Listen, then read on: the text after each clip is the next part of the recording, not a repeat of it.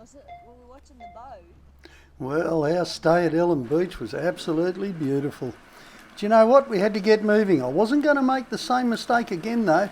This time, when I pulled out, I managed to keep the truck up and away from the soft sand and give it enough berries to get on through.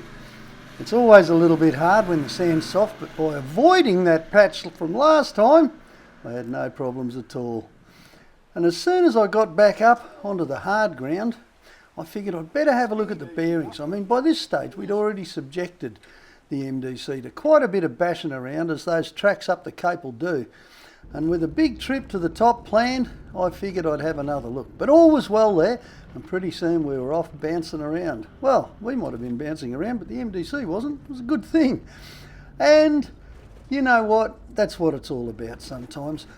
The plan for today's drive was to get as far as we could through to Lakefield.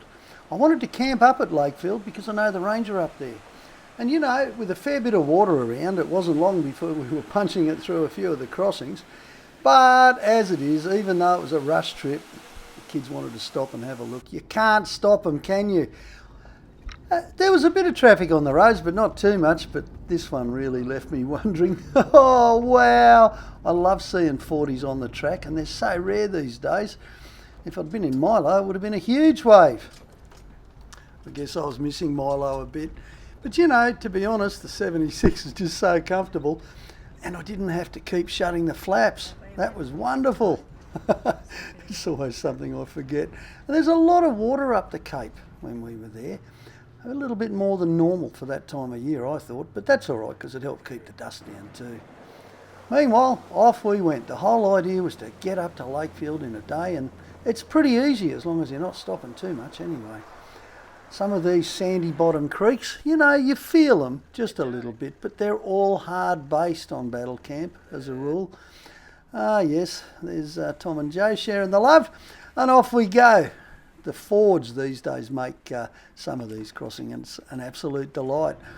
Used to be no Fords once. I still remember those days, getting over here on a trail bike, jigging in between the rocks. Hello? Oh, g'day Gleno.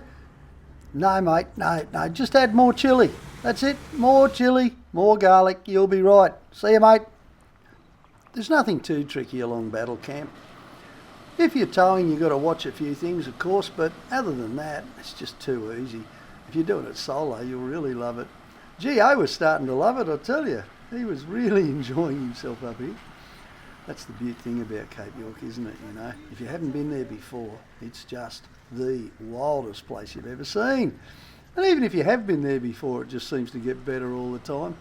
I guess I was enjoying seeing it through someone else's eyes. That's always a big part of it for me.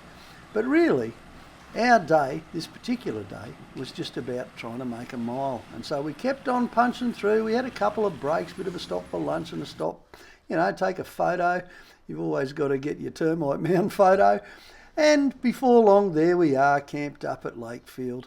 It was beautiful too. I've been hanging out to chuck in a rod up here. Joe got into it, so did Tom. Gio was real good. Wow, that's an enormous fish you got there, mate. But before long, we'd started to find a few anyway. And I had a big old yarn with my mate Tony Coburn. Used to be a ringer. Now he's the ranger up there. Righto, we'll see you at the top.